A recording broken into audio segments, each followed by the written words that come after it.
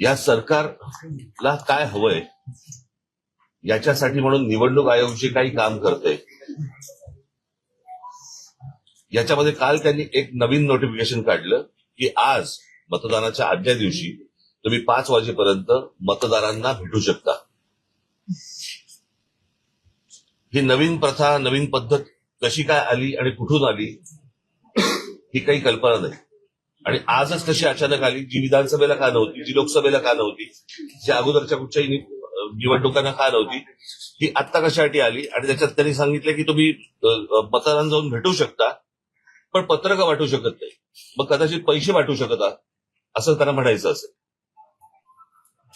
ही मुळात मुभा मिळाली का, दिली का, आणि हा कायदा बदलला का, हे नव्याने या सगळ्या गोष्टी ज्या आणल्या जात आहेत ह्या कशासाठी आणल्या जात आहेत.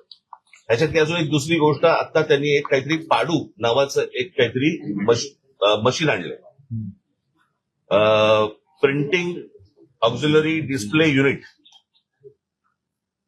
हे कोणत्याही राजकीय पक्षाला सांगितलेलं नाही, कोणत्याही राजकीय पक्षाला दाखवलं नाही. मला असं वाटतं आता उद्धव ठाकरेंच्या पत्रावरती निवडणूक आयोगाला हे पत्र गेलेलं आहे की हे तुम्ही आम्हाला कधी दाखवलं नाही. हे नवीन काय युनिट आणलंय तुम्ही, हे लोकांनाही माहिती नाही, जनतेलाही माहिती नाही. आणि हे नव्याने तुम्ही आता हे त्या ईव्हीएम मशीनला लावणार आहात. हे काय मशीन आहे, म्हणजे हे दाखवावं, सांगावं इथपर्यंत पण गेलेलं नाहीयेत निवडणूक आयोग. जे त्यांना हवंय ते करतायत.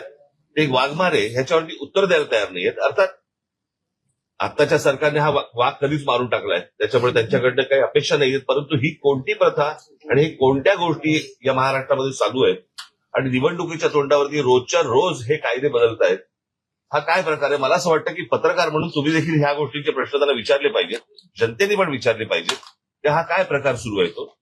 आणि म्हणजे सरकारला जी गोष्ट हवी आहे ती गोष्ट करून देण्यासाठी म्हणून निवडणूक आयोग आहे का, त्यांना ज्या काही सुविधा हव्या आहेत आता सरकारला त्याच्यासाठी म्हणून आता निवडणूक आयोग काम करते का, हा आमचा सगळ्यात महत्वाचा प्रश्न आहे. आमच्या दोन्ही पक्षाच्या, सर्वच इतर राजकीय पक्षांच्या, माझे सहकारी जे काम करणारे आमचे सगळे जेवढे सहकारी आहेत, शिवसैनिक आहेत, महाराष्ट्र सैनिक आहेत, या सगळ्यांना आम्हाला सांगायचे की सतर्क राहा, की तुम्ही आपल्या विभागामध्ये, आपल्या बूथवरती कोणकोणत्या गोष्टी चालू आहेत ह्याच्यावरती तुमचं लक्ष असलं पाहिजे.